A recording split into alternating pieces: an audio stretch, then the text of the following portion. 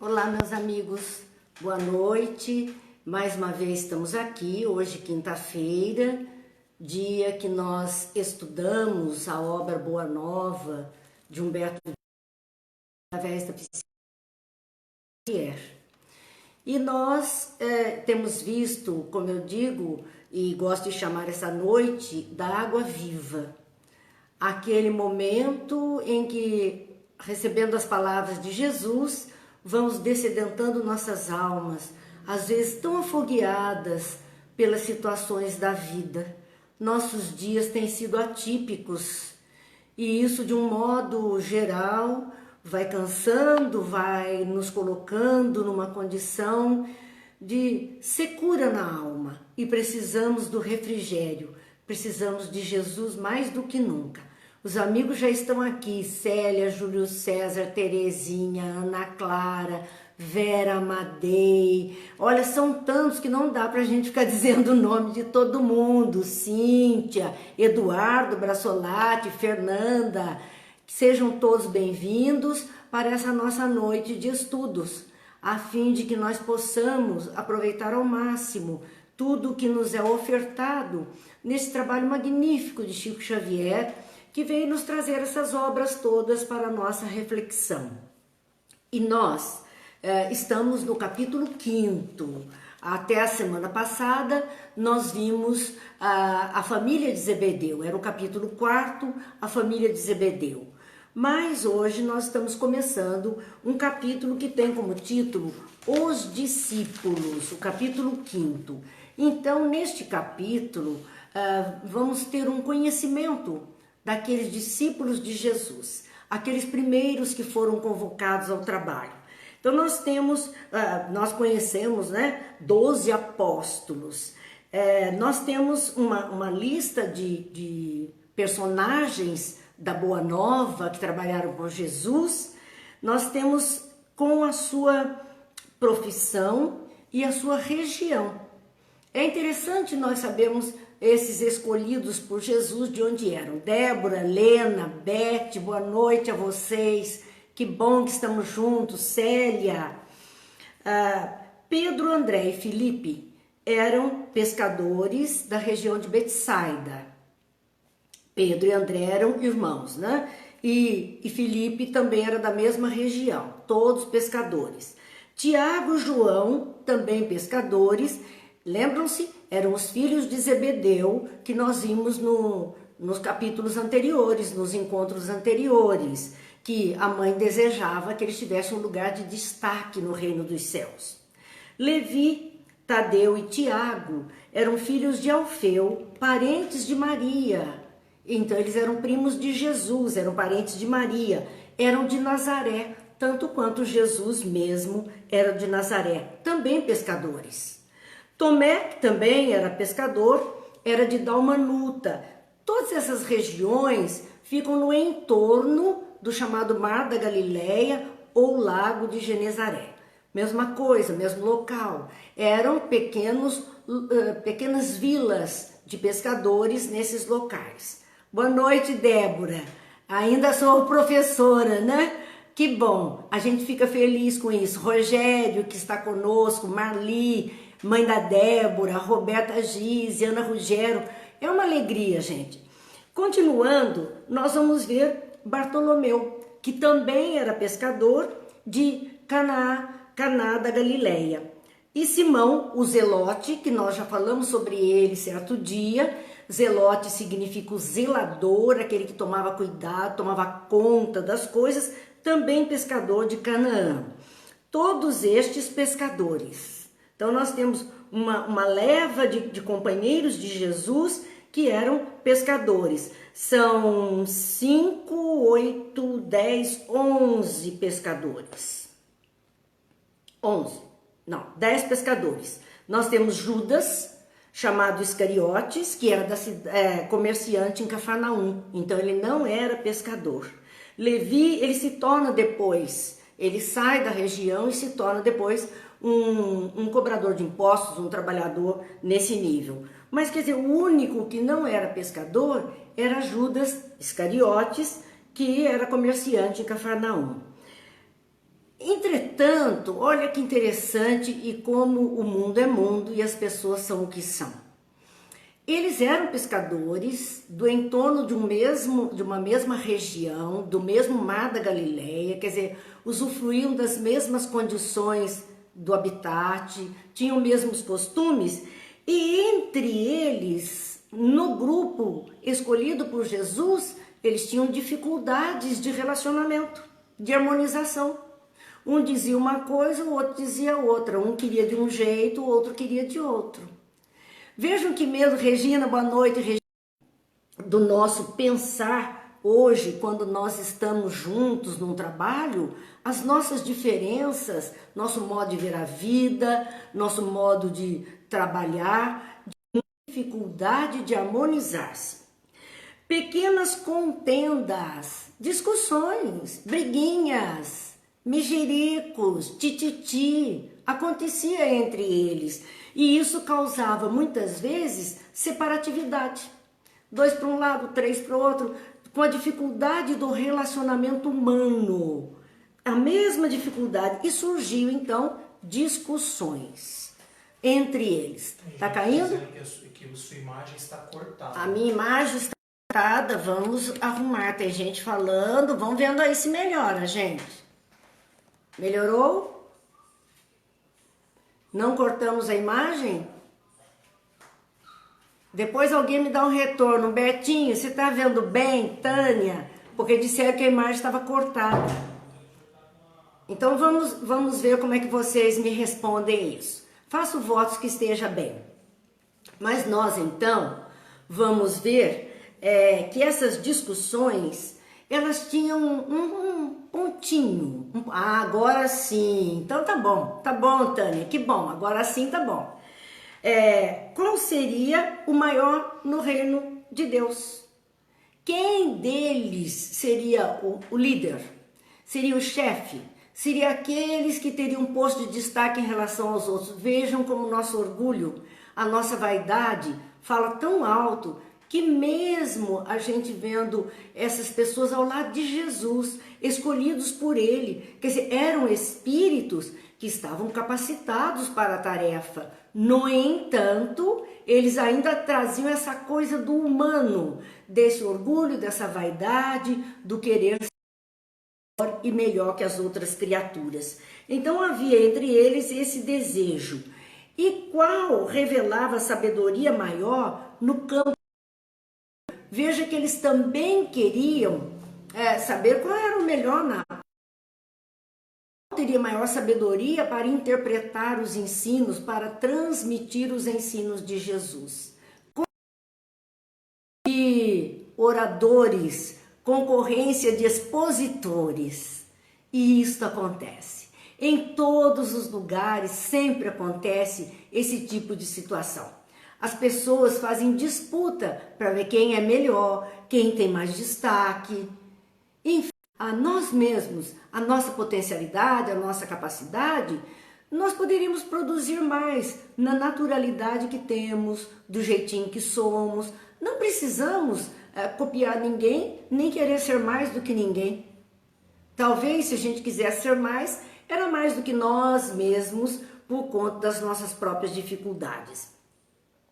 Então, há uma observação na obra dizendo que Levi e Judas continuavam no seu comércio naqueles primeiros dias. Eles não abandonaram a profissão na vida material, continuavam no comércio. E os outros 10 estavam mais próximos de Jesus, junto às águas transparentes de Tiberíades. Então eles estavam mais achegados ao mestre, enquanto os outros estavam mais ocupados ainda com a vida material. Porque a vida material cobra de nós o trabalho, o sustento, o pão de cada dia. Então, muitas vezes, não podemos ficar tão próximos quanto gostaríamos daquilo que trata dos ensinos de Jesus, porque temos compromissos na vida material. Mas este capítulo 5, feita essa descrição de quem eram os 12 personagens escolhidos por Jesus, dando um perfil e mostrando o relacionamento desses homens num grupo pequeno, pequeno, 12 pessoas, e ainda tendo Jesus como aquele que poderia auxiliar a todos, ainda assim eles têm dificuldade de relacionamento. Boa noite, seu José Carlos, Gil, que bom que nós estamos juntos. Então nós vemos que Jesus, nesse momento, ele reúne todos os 12, para ditar regras para o início dos trabalhos ativos na difusão da nova doutrina. Ele trazia uma nova doutrina, uma nova filosofia de vida. Ele trazia um novo conhecimento que haveria de embasar o comportamento das criaturas e haveria de dar diretrizes a uma vida mais amena, mais feliz para todos. Ele então vai orientar, ele e os 12 se reúnem na casa de Simão Pedro.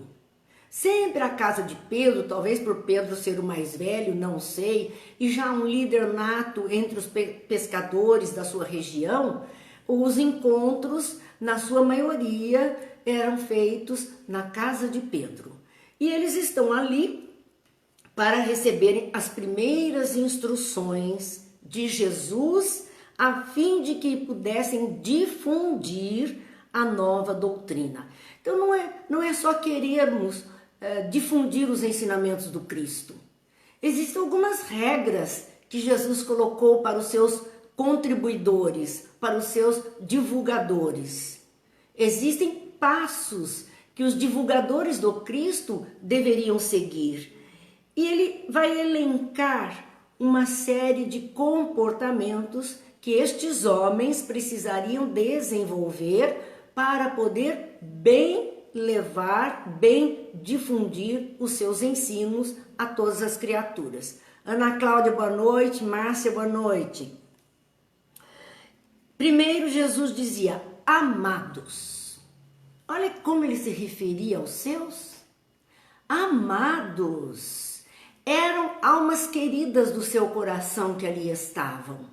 Embora as diferenças, embora as dificuldades, eram almas fortes, preparadas para a missão, que assumiram muito antes da sua reencarnação o compromisso de estar com o Cristo nos primeiros instantes, mais dolorosos, mais difíceis, mais complicados, e esses encontros eles haveriam de carregar consigo, estavam preparados para isso e eram queridos do Cristo, por isso ele diz, amados, e vai elencar então, não tomareis o caminho largo, por onde anda tanta gente, levada pelos interesses fáceis e inferiores.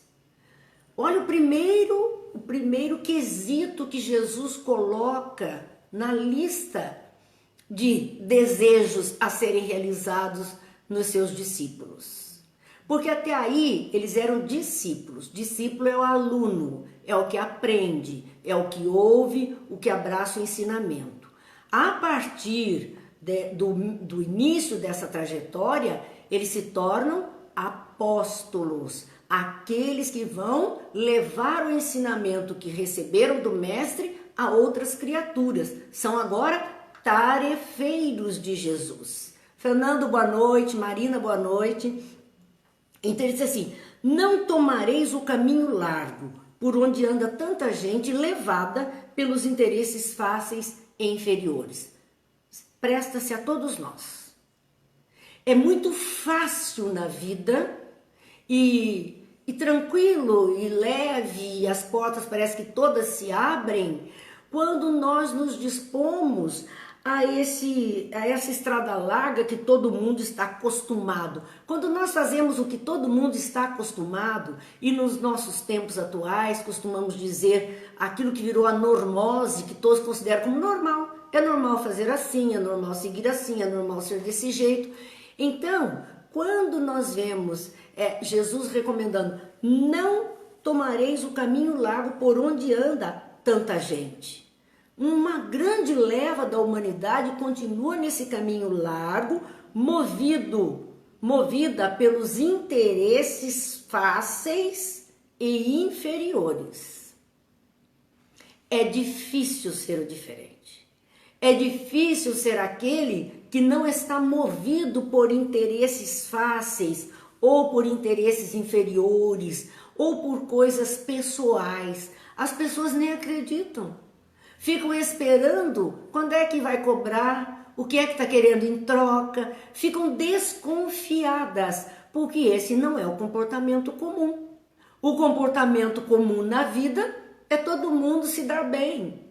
É todo mundo querer ganhar alguma coisa. Nós temos algo que clichê, porque é algo que diz assim, o brasileiro é aquele que sabe dar um jeitinho, sempre dá um jeitinho. É triste isso. Nós não precisamos dar jeitinhos. Nós temos leis, nós temos regras, nós temos condutas éticas a cumprir. Por que é que nós precisamos dar jeitinho nas coisas? Mas sempre, sempre, sempre ouvimos isso. Esses são os caminhos largos a que todo mundo está acostumado. São as propinas, são os jeitinhos, são a beneficência, o que é que vai resultar daquilo, no frigir dos ovos, o que é que vai sobrar para mim. É esse movimento do ser humano que Jesus diz aos seus. É a primeira recomendação. Não vá por esse caminho. Você vai começar uma tarefa apostólica de levar um ensinamento do bem. Boa noite, Cacá, boa noite, Luci. Nós, então, temos que olhar o que Jesus recomendava. Você vai com essa proposta, então não vá pela estrada larga, pela estrada dos interesses, pela estrada das facilidades. E ele completa, bom, se eu não posso ir por aquilo que é o lugar comum que todas as criaturas fazem, por onde eu vou? O que é que eu vou fazer? Buscareis a estrada escabrosa e estreita dos sacrifícios pelo bem de todos. Então, o meu bem particular me leva à estrada larga, a estrada fácil, a estrada que todos estão acostumados, pensando no bem do pão. Nós temos que seguir nessa estrada escabrosa, que é uma estrada cheia de dificuldades, cheia de empecilhos, porque não é fácil. Muitas vezes as pessoas querem fazer alguma coisa boa e encontram 1000 impedimentos, até legais, para realizar, porque muitas leis que não estão atualizadas, elas ainda cerceiam a possibilidade das pessoas fazerem um pouquinho diferente. Então vejam que ele diz, olha, você vai buscar a estrada mais difícil, escabrosa e estreita, dos sacrifícios, dos próprios sacrifícios, dos interesses particulares em favor do bem de todos. Era isso que ele pedia primeiramente aos seus. Depois ele continua fazendo mais recomendações, nós vamos ver uma a uma aqui. Não penetrareis nos centros de discussões estéreis à moda dos samaritanos. Gente, olha para esse nosso Facebook e observe as discussões estéreis, aquelas que não levam a nada. Um bate-boca sem tamanho, que não leva a caminho nenhum. E a moda do samaritano, porque à sua época os judeus não se davam com os samaritanos. Os samaritanos eram um grupo do povo judeu, mas separado daqueles que viviam em Jerusalém. Eles viviam no território da Samaria e separados por questões religiosas, por questões antigas, no entendimento da lei que deveriam cumprir, da lei religiosa. Eles seguiam estritamente os livros de Moisés, os 5 livros do Antigo Testamento, e não aceitavam nada mais além disso. Então, a palavra de Jesus jamais estaria com os samaritanos, porque eles não aceitavam. E eram discussões estéreis, porque não levava a caminho nenhum. Eram gerações e gerações discutindo, Deus está no Monte Garizim ou Deus está no templo em Jerusalém? Meus amigos, Deus está no universo. Nenhum de nós poderá reter Deus ou fazer que Deus esteja contido dentro de um espaço delimitado por nós. São discussões que não levam a nada, não acrescentam a nada em nossas vidas. E assim hoje nós discutimos religião, política, sociedade, saúde. É a bola da vez. A bola que surge, começa esse embate, às vezes estéril. Por quê? É útil quando a discussão é feita por pessoas que têm conhecimento, que têm a capacidade de analisar e capacidade de tomar providências para que algo diferente aconteça. Inútil para aquele que não sabe, como a gente diz, ouve o galo cantar, não sabe onde, a galinha cantar, não sabe onde ela botou, não sabe, fica repetindo, feito papagaio de pirata, repetindo as coisas sem ter a menor consciência daquilo que está falando, e pior, não toma providência alguma, não faz nada diferente, não contribui nem com uma vibração mais positiva, mais amorosa, para que essa psicosfera se dilua. Então Jesus dizia aos seus: se você quer me servir, quer me seguir, não penetrareis no centro de discussões estéreis a modo samaritanos. Já acontecia à sua época, nas praças públicas, aquelas rodinhas, grupinhos, discute isso, um não olha para o outro, não fala com o outro discute, um fala, o outro rebate. Já existia, ele disse, não faça isso. É perda de tempo. Não rende nada. Não acrescenta nada à vida de nenhum de nós. Então, ele continuava dizendo, não também penetre nos centros estéreis das contendas, que nada aproveitam as edificações do verdadeiro reino nos corações. Contendas, brigas, debates acirrados, e hoje não, desde a época, nós temos as guerras por questões religiosas. Estéreis, porque não levam a nada. A Fátima diz que o Batuba está travando. Deus queira que todos possam assistir. Mas uma coisa é certa, amigos, vocês já sabem. Como isso vai ficando gravado, mesmo com essas pequenas pausas, depois estará lá. Tanto no canal do YouTube, Marina Ferri, todos podem entrar lá, podem se registrar lá, podem bater aquele sininho, deixar a sua opinião, quanto na página do Grupo de Apoio aos Estudos Espíritas do Face. São 2 locais que vocês vão encontrar tudo isso. Então poderão aproveitar lá. Boa noite, Neuza e Sandra. Voltando então, Jesus nos alertava os seus e nos alerta. Se você quer trabalhar pelo bem, não entre em discussões estéreis e não entre em contendas onde nada se aproveita para a edificação do verdadeiro reino do amor no coração dos homens. Não leva a caminho nenhum, não faz nada de melhor para ninguém. Havia necessidade de ter um esforço sincero da parte deles para cumprir essa tarefa. Então, ele faz o primeiro não. A Eliana já está colocando o link para quem quiser depois acessar, já está aí, vai chegar lá no canal e vai poder ver o nosso estudo dessa noite, como todos os outros que antecederam a esta. Jesus faz a recomendação. Primeiro ele diz o que não devemos fazer, e depois ele dá a solução. Então, Senhor, eu não devo entrar em contenda, eu não devo entrar em discussão que não leva a caminho nenhum. Ótimo. Então, o que eu devo fazer?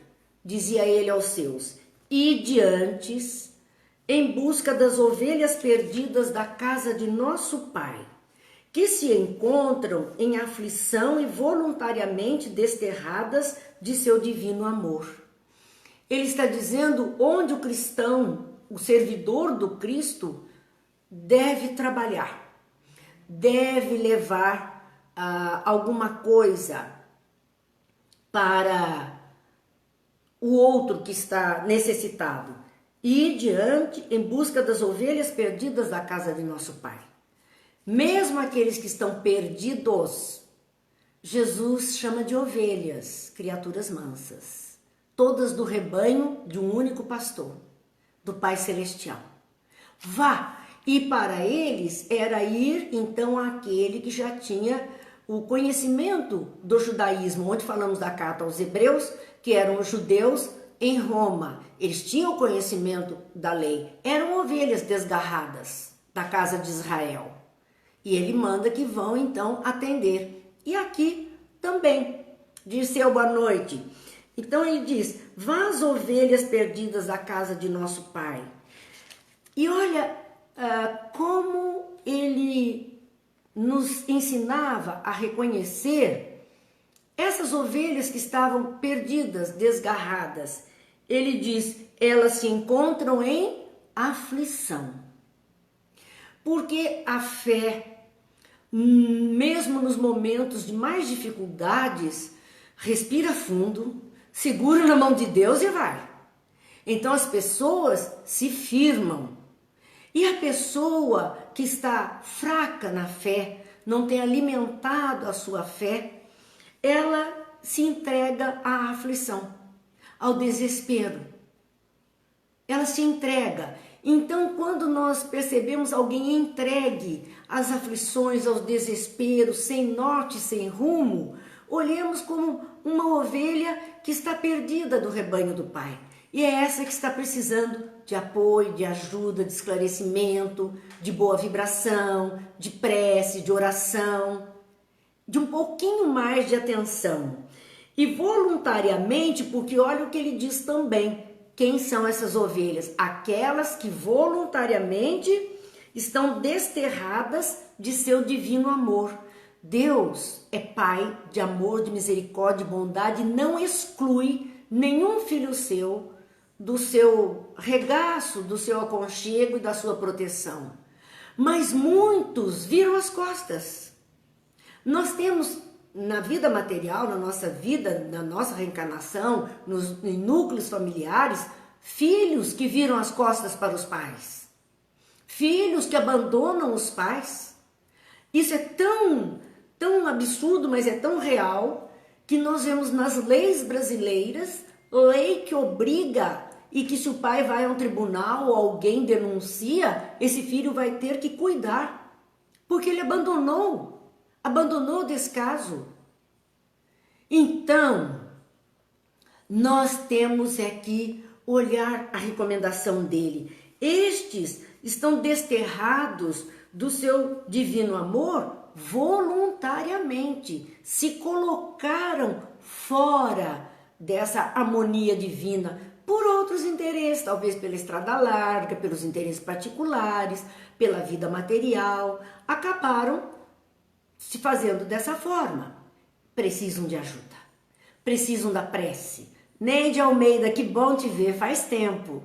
Então nós precisamos entender quem vamos socorrer, como identificar aquele que está mais imediatamente precisando de uma ajuda, de um socorro, de uma palavra amiga, de uma vibração.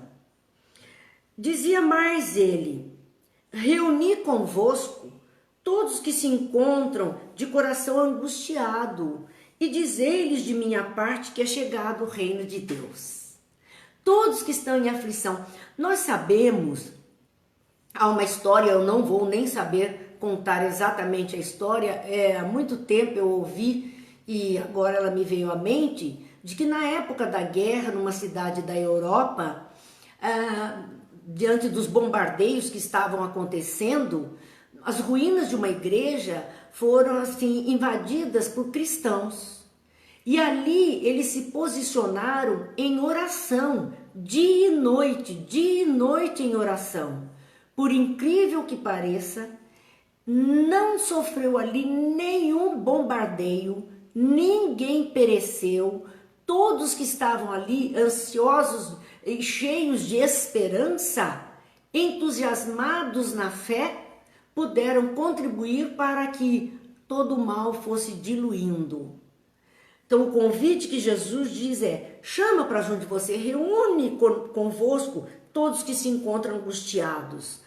Hoje não podemos fazer essa reunião fisicamente falando, neste momento, estamos impedidos. Mas o que nós sabemos é que podemos por esses canais. Embora, como diz a Regina, travando muito, hoje está travando muito.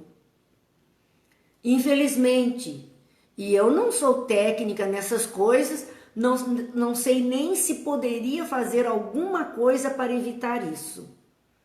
A gente tenta da melhor forma, e é por isso que eu digo, depois dá uma espiadinha lá na gravação que fica, porque ela estará direitinha.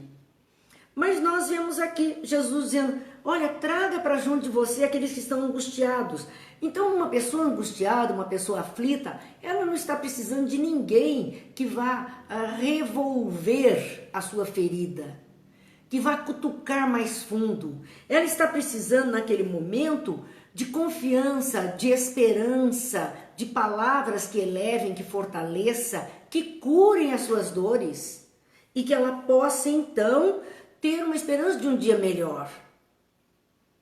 Quantas vezes nesse dia nós temos visto as pessoas escreverem, tudo passa, isso também vai passar. Porque existem pessoas que estão angustiadas, com razão.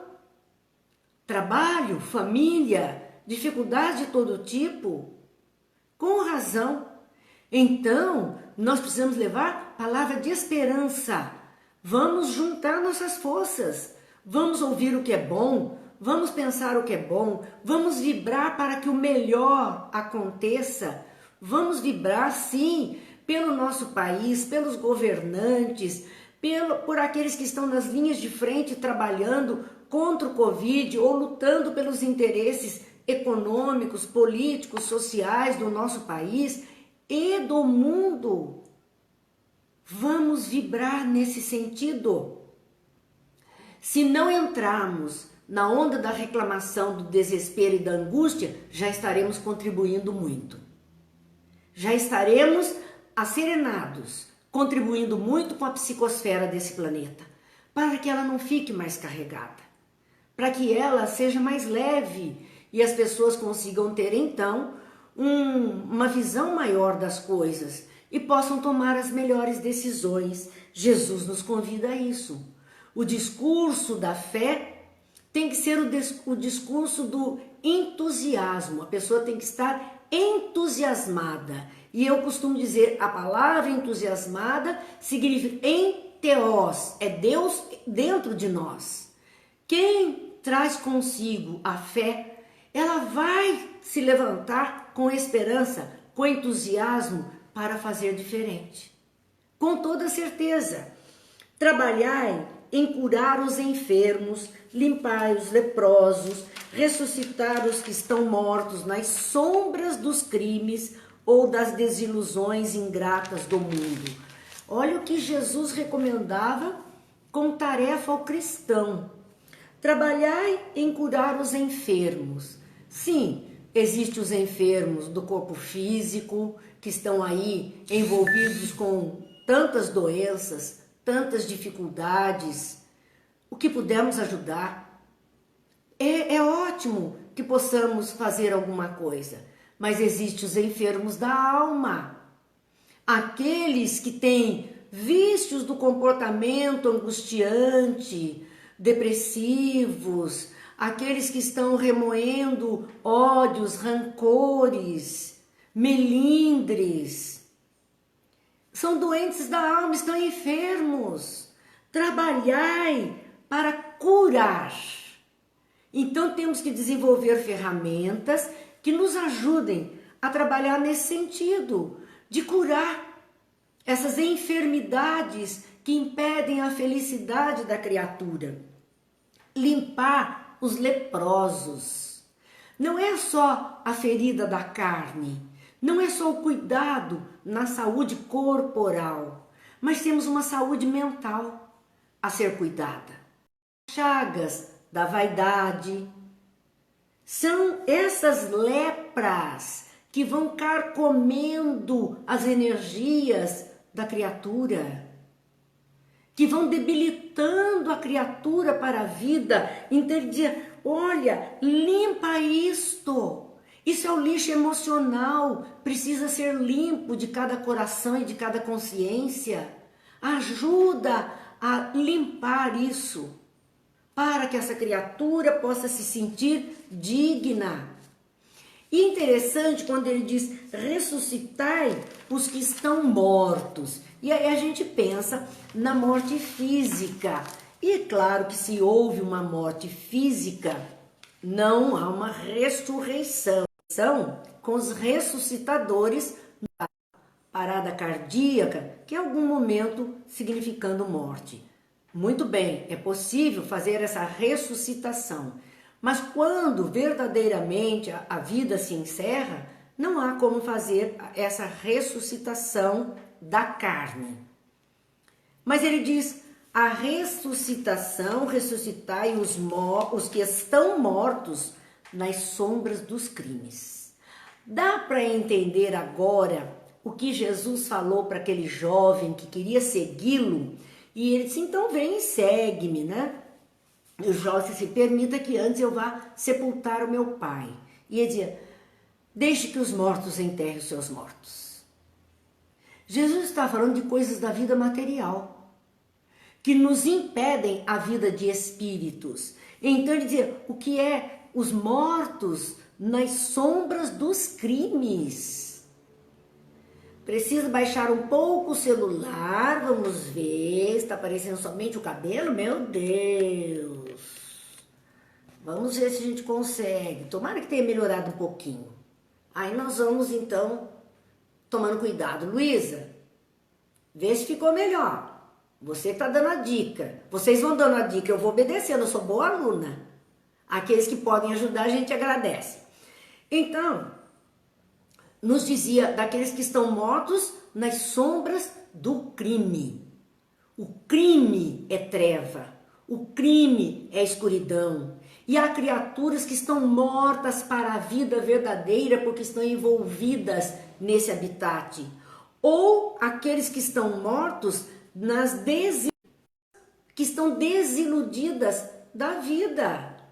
Porque receberam alguma ingratidão do mundo, de outro homem no mundo, da vida, algo que ele não tem por que agradecer, porque ele não acha coisa boa, e por conta disso ele se enfurna naquele quadro.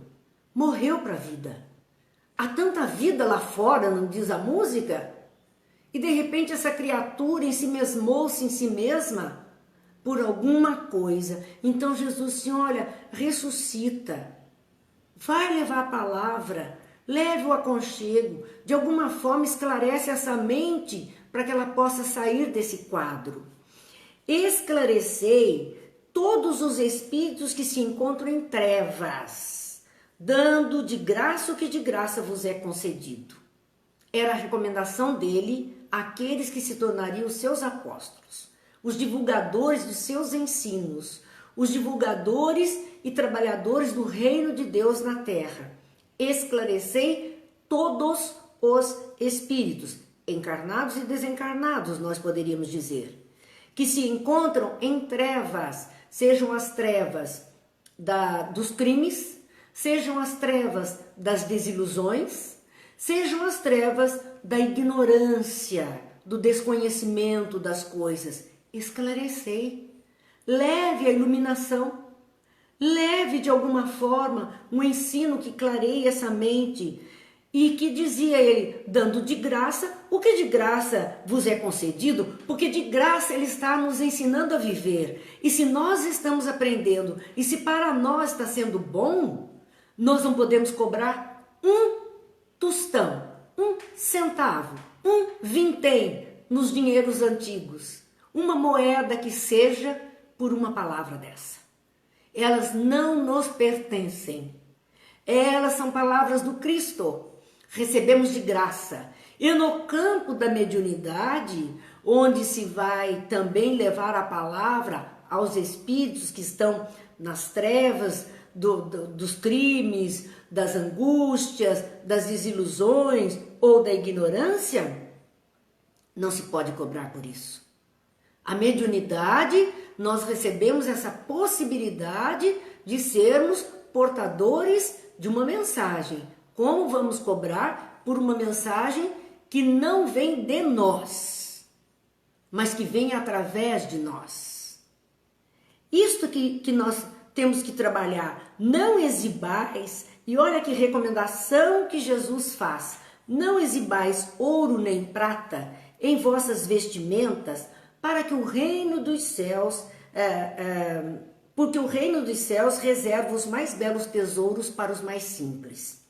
É interessante, não exibais ouro nem prata em vossas vestimentas, porque a época do Cristo, as togas, né, eram bordadas, as capas bordadas mesmo com fio de ouro, fio de prata, os reis, os nobres se cobriam de ouro e prata e se apresentavam aos outros como um sinônimo do seu poder, da sua riqueza.